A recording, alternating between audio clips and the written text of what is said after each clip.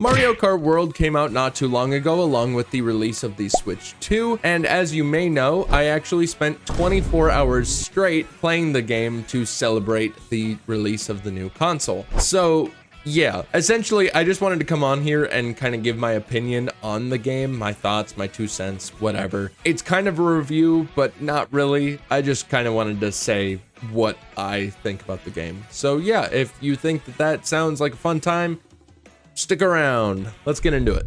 So to start off, we got to talk about just kind of how the Mario Kart formula usually works, which is the Grand Prix mode. I gotta say, overall, Mario Kart World's Grand Prix mode, fantastic. There's definitely some tracks that are not as fun as the others, but overall, out of the 32 tracks that you get to race through, a lot of fun. But also, 32 tracks you get to race through is kind of being used loosely because of those intermission tracks. I will say though, I think the intermission tracks are neat. I know that that might be a hot take because there's a lot of people that do not like the concept of the intermission tracks. And I do agree, I wish that there was an option to not have to do that without having to go into versus mode. So I totally understand it, but overall, I think that they're cool. I know that it's a lot of straightaways, but it's a lot of fun as far as I'm concerned.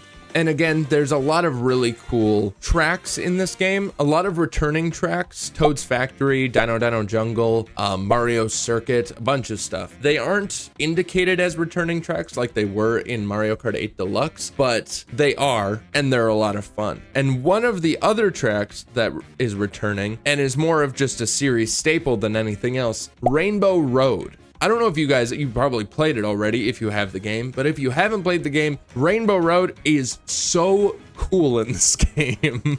Like, honestly, I'll show you. This is my candid reaction to playing through Rainbow Road for the very first time. Right. Yes. Look at this, dude. This is sick. The map is clearly going to be f***ing sick as hell. Oh my God. This is such a cool track. What are we doing here? This is still Rainbow Road? This is sick, actually. Oh my God. Oh, we're literally not even on the final lap. This is such a long we're getting into like a oh my God. This is so cool. This is so sick. This is the coolest f***ing Rainbow Road ever, dude.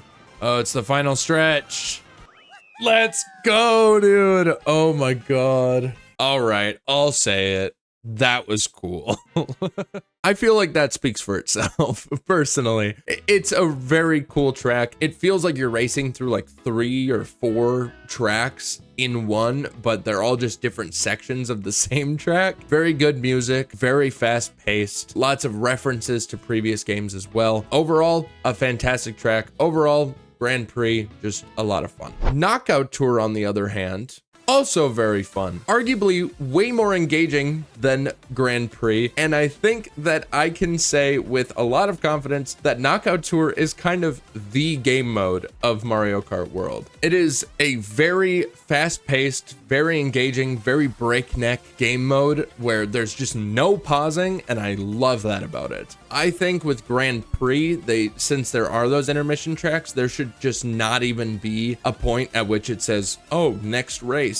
I think it should just go straight into it, but that's exactly what Knockout Tour is. So I suppose that's probably why they didn't do that. But Knockout Tour, very, very, very fun. I will say, I kind of wish that you could create your own routes because there are 8 individual like cups for Knockout Tour, but I kind of wish that you could just choose your point A and your point B and then just have that be the track, and it like creates like an auto-generated track in between or something like that. I think that that would be really cool rather than just having to race through the pre-made routes, but I don't know. Let me know your thoughts on that. Overall, just traveling like from point A to point B, traveling basically across the map is a blast. And I think that it's the game mode in Mario Kart World. So it's a lot of fun. And in addition to Knockout Tour, they also introduced the free roam mode, which, you know, it's not fast paced breakneck like Knockout Tour is. It's not actual races like it is in Grand Prix, but you just kind of get to do whatever you want. There's a lot of stuff to to do as well. They have the P-switch missions, they've got the Peach medallions,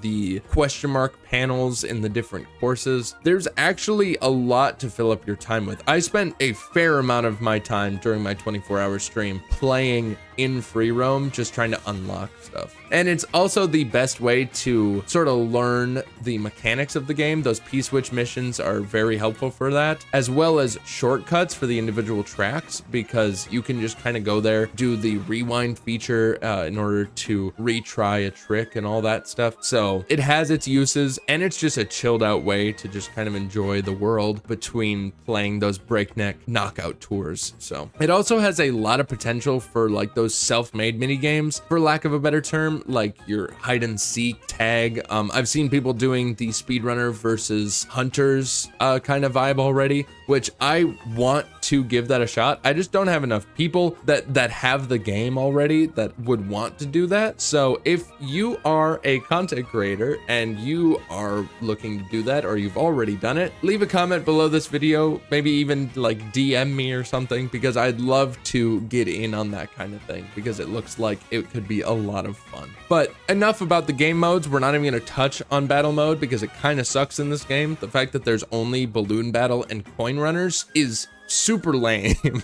And like, where did Renegade Roundup go?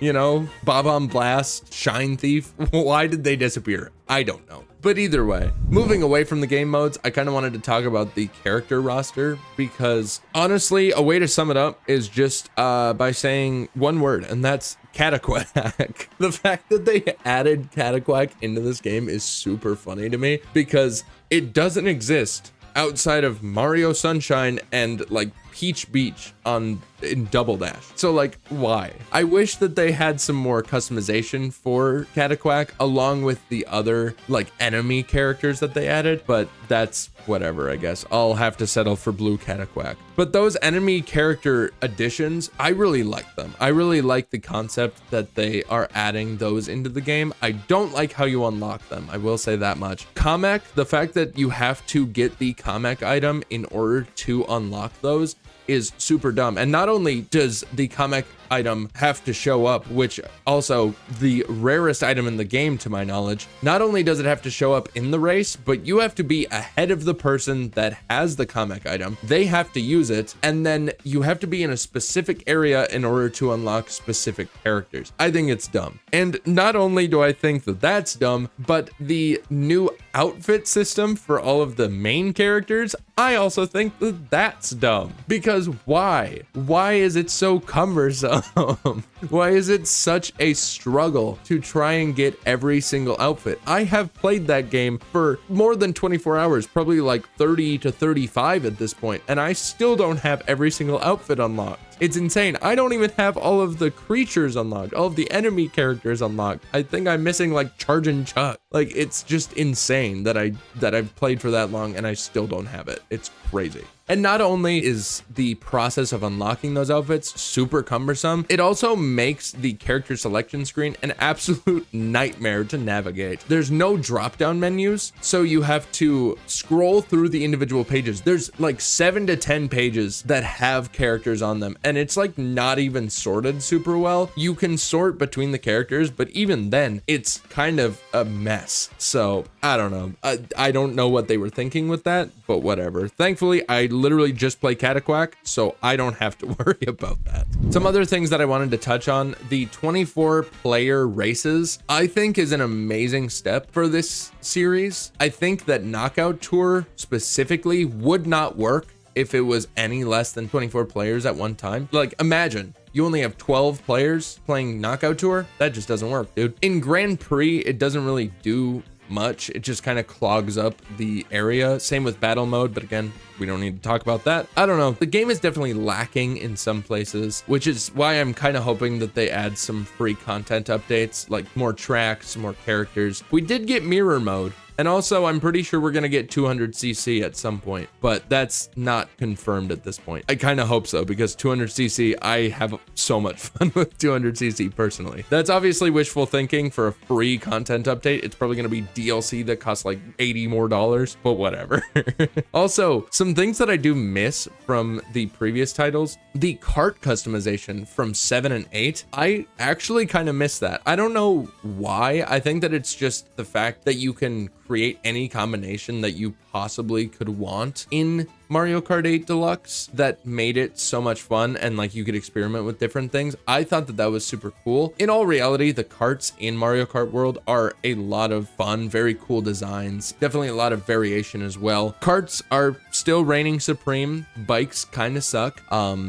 Let's go. I also kind of miss Mii's. That might be like a weird take, but like I kind of want to race as my really ugly Mii's. Overall though, the game is actually a lot of fun. I personally don't know if I'd say that it's worth the 80 that they're charging to get it separately from the bundle, but I personally got the bundled version of the Switch 2, and so I saved $30 essentially, and that feels like a steal because the game feels like it's worth at least $60, so it's kind of like I saved $10. Saved $10 off of what I think it's worth. It's a really good game. It definitely has its issues, definitely has its flaws, but overall, I'd say it's probably a solid 7.5 to 8, maybe a little bit over 8.2. I don't know. I think it's really cool. I think it's a really fun game. So let me know your thoughts in the comments, and make sure to subscribe and like the video if you enjoyed it. I'm thinking I might start doing these kind of my thoughts kind of videos in the future about these new Switch games that are coming out. So if you want more of that, let me know. Thanks for watching. I'll see you guys next time. But until then, as always, have a good one. Stay safe, and I'll see you